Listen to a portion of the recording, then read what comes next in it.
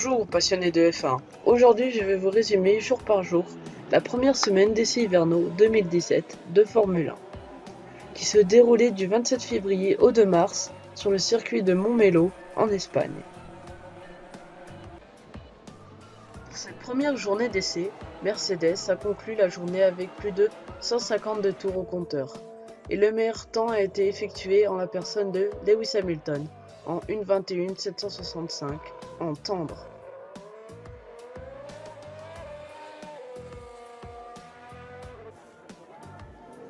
Ferrari et Sebastian Vettel ont fait une belle performance avec les pneus médiums. Ils n'ont pas eu de problème de fiabilité et sont à la deuxième place du classement, à seulement 2 dixièmes avec plus de 127 tours parcourus. Il y a eu aussi des problèmes de fiabilité, notamment pour McLaren qui a eu des débuts très difficiles avec de nombreux problèmes liés au moteur Honda. Et Red Bull a dû changer la boîte de vitesse et Ricciardo n'a pu faire qu'une cinquantaine de tours. Pour Pérez, il a été victime d'un échappement cassé et en 39 tours, Pérez s'est placé au 7e rang en 1:23.7. La Williams de Felipe Massa a parcouru 103 tours, elle a été fiable et se place à 3 dixièmes du premier. Pour Haas, les problèmes de frein sont de retour et Kevin Magnussen tourne à plus d'une seconde du leader. Quant à Carlos Sainz, lui a fini 8e devant la Renault d'Hülkenberg qui a parcouru plus de 57 tours tout au long de la journée, avec un temps d'1:24.7, 3 dixièmes derrière l'Espagnol. Pour Sauber, il y a eu un petit souci sur le moteur 2016 de Ferrari, et Ericsson finit dernier en médium à plus de 5 secondes du leader Lewis Hamilton. Voilà, c'était tout ce qu'il s'est passé pendant cette première journée d'essai. On se retrouve tout de suite pour le deuxième jour.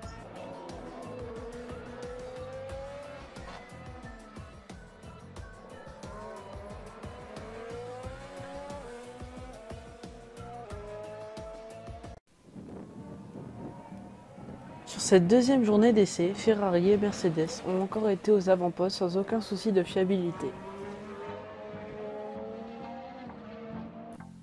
Sauber, équipé du moteur 2016 de Ferrari, a eu un problème sur son unité de puissance, ce qui a contraint le jeune pilote italien Antonio Giovinazzi à ne rouler qu'une trentaine de tours. A noter qu'il remplace Pascal Wehrlein suite à une décision du staff médical de la FIA. Daniil Kvyat est sorti plusieurs fois de la piste et le moteur Renault a montré quelques failles. Le Russe a fait le 8e temps en 1:25 en pneus à flanc blanc. Raikkonen a fait le meilleur temps de cette journée en 1:20.9 en soft. En deuxième position, nous avons le pilote britannique qui a fait des relais de course contrairement à Ferrari. Le pilote danois a fini la journée avec 92 tours et des relais plutôt constants qui le placent en 6e place du classement.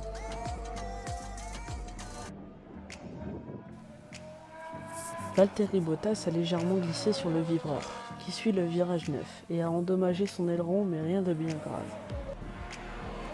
Le jeune pilote néerlandais a réalisé le 5e chrono avec des temps réguliers, et il n'a commis que très peu de fautes de pilotage. La Force India d'Esteban Ocon a subi les mêmes problèmes que son coéquipier, mais il obtient le 3e meilleur temps en super soft.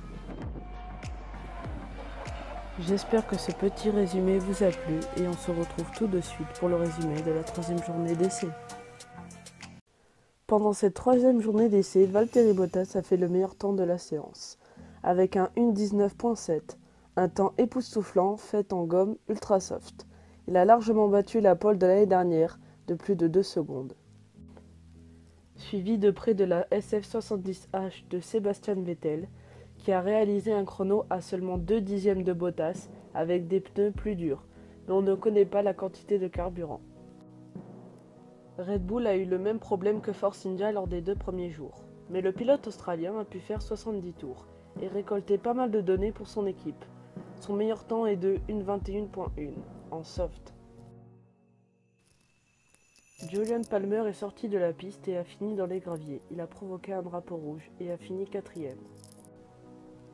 Son coéquipier a fini la séance juste derrière lui en 1:21.7 à 4 dixièmes de Palmer.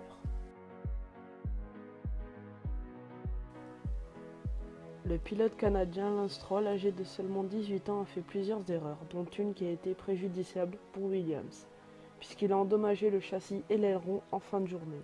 Il termine en 1.22.3 en soft. La dernière journée de la semaine se déroulera sur une piste humide.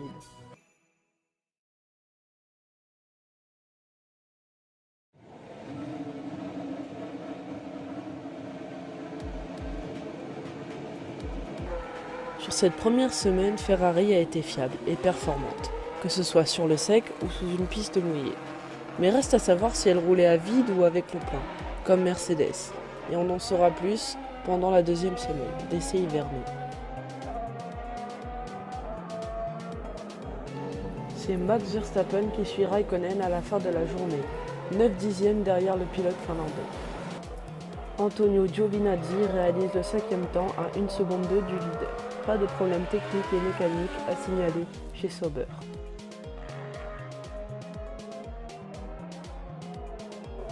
Cette journée devait être consacrée au test des pneus pluie et intermédiaires de Pirelli, mais la piste s'est séchée en début d'après-midi. Après ces 4 jours d'essai, les fans de Formule 1 ont remarqué que les moteurs V6 hybrides de cette année font plus de bruit qu'en 2016. Premier problème de fiabilité chez l'écurie allemande, puisqu'un problème électrique est survenu sur la monoplace de Lewis Hamilton dans la matinée, et son coéquipier a fini 8e de cette dernière journée d'essai. L'Italien Antonio Giovinazzi a accumulé les tours, tout comme Stoffel Van Dorn, où il a pu profiter de sa MSL 32 sans aucun souci moteur. Le Français a accumulé pas moins de 118 tours, sans aucun problème de frein, de quoi le réjouir lui et son équipe, et termine cette séance au 4e rang en 1.22.3 en super soft. La SF 70H est moins souvireuse que la Mercedes, et elle est plus performante sur les pneus médiums. Est-ce que Mercedes sera encore fiable et au top dans les chronos tout comme Ferrari ?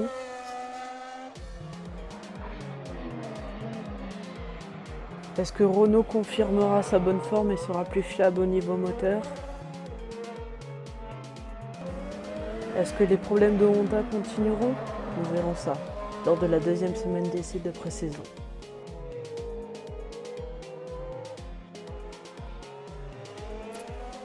Voilà, c'était le résumé de la première semaine d'essais hivernaux.